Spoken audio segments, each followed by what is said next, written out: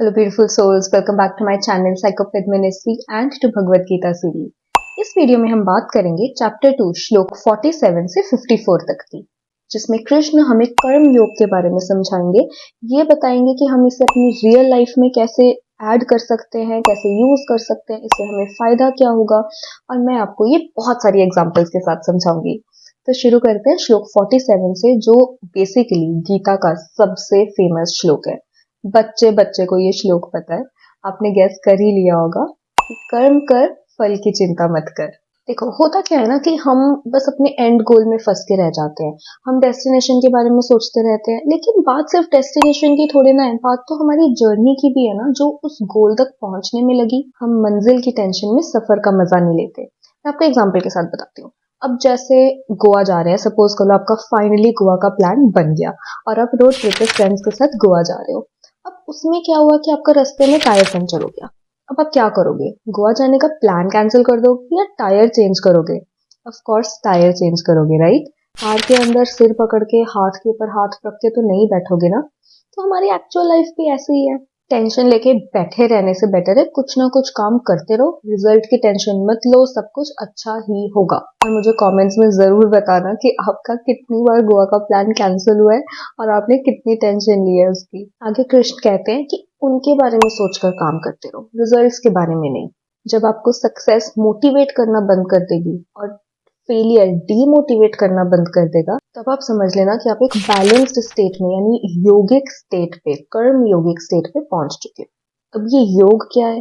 Basically हमारे दिमाग में सिर्फ पीस होगा, कोई attachment, expectation, pain, fear, anger कुछ भी नहीं होगा फॉर द रिजल्ट कि आगे क्या होने वाला है। No happiness, no sadness, just peace. आपको नहीं लगता कि हमें सबसे ज्यादा सेटिस्फैक्शन किसी की हेल्प करके मिलती है, स्पेशली तब जब उसमें हमारा कोई पर्सनल फायदा नहीं होता। अब यही सेटिस्फैक्शन आपको अपने काम में कैसे मिल सकती है? देखो, एग्जाम्पल के साथ समझते हैं। अब जैसे हम किसी बोट में हैं और हमें पता है कि जो वेव्स हैं वो आ रही हैं, ऑफ कोर्स हम ओशन में हैं, तो वो बोट को हिलाएंगे भी थोड़ा सा।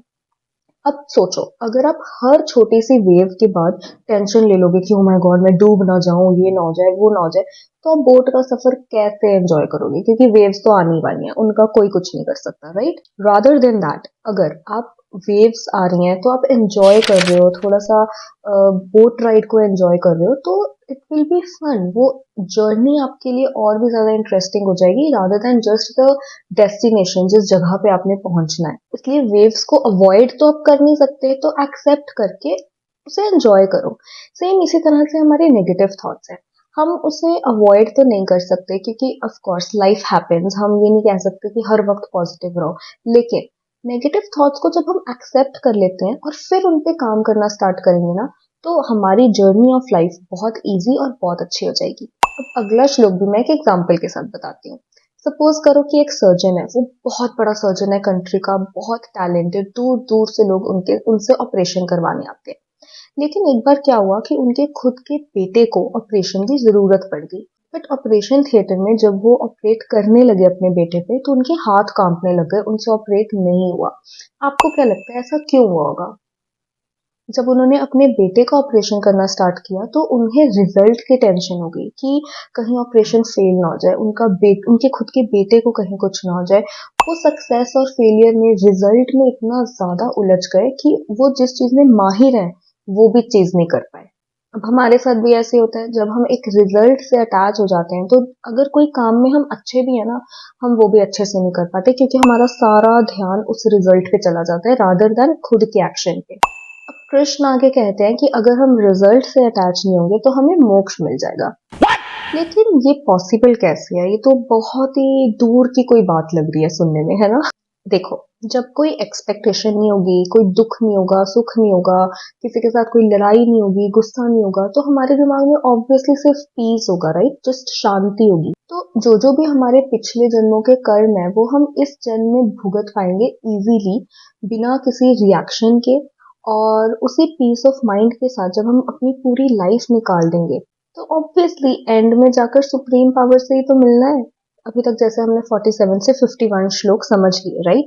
तो अगर आप इन श्लोकों को अच्छे से समझ लोगे, आपका माइंड क्लियर हो जाएगा, आपको सही गलत का फर्क पता लगने लग जाएगा धीरे धीरे। और एक बार वो फर्क पता लगने लग गया ना, तो ये जो जो कुछ भी वेदों में लिखा है या स्क्रिप्चर्स में लिखा है, हम उन सब में या फिर सुपरस्टिशंस में फंसकर नहीं रहेंगे। जो भी इन बुक्स में लिखा है या जो भी रीति रिवाज है किसी भी पर्टिकुलर चीज को पाने के लिए, उन सब चीजों में ना हम फंसेंगे नहीं और उन सब से हमें फर्क नहीं पड़ेगा और सिर्फ वही इंसान एक्चुअल में गीता समझ पाएगा। कृष्ण कहते हैं कि जब हम ये वेद पुराण में रीति रिवाजों में सुपरस्टिशन में बिलीव करना बंद कर देंगे या फिर इनसे कंफ्यूज होना बंद कर देंगे बेसिकली, तब हम कृष्ण को मिल सकते हैं। और वो कैसे पॉसिबल है? देखो, जब हम इधर उधर भटकना बंद करेंगे ना और जब हम अपने अंदर झांक के देखेंगे, तब हमें एक्चुअल में सही चीज का रियलाइजेशन हो जाएगा। और ये चीज आप बहुत इजीली मेडिटेशन या फिर पूजा के थ्रू भी कर सकते हो। करके देखो and trust me, you will find God with in yourself. अब इस वीडियो के आखिरी श्लोक में, श्लोक 54 में, अर्जुन बेसिकली कृष्ण को बहुत सारे क्वेश्चंस पूछते हैं, क्योंकि अभी तक तो कृष्ण ही बोल रहे थे, लेकिन ये सब सुनते सुनते अर्जुन के मन में बहुत सारे क्वेश्चंस भी आने लग गए थे, विच इज गुड, क्योंकि ये चीज शो करती है कि जब हम कुछ सीख रहे होते हैं तो हमारे मन में भी बहुत सारे क्वेश्चंस आते हैं।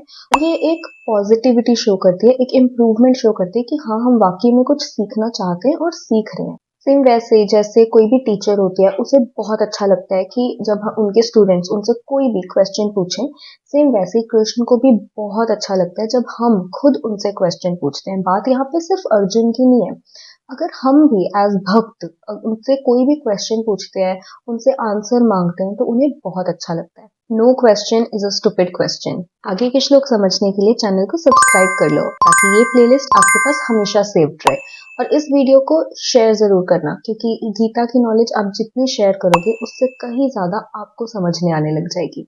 जय श्री कृष्ण।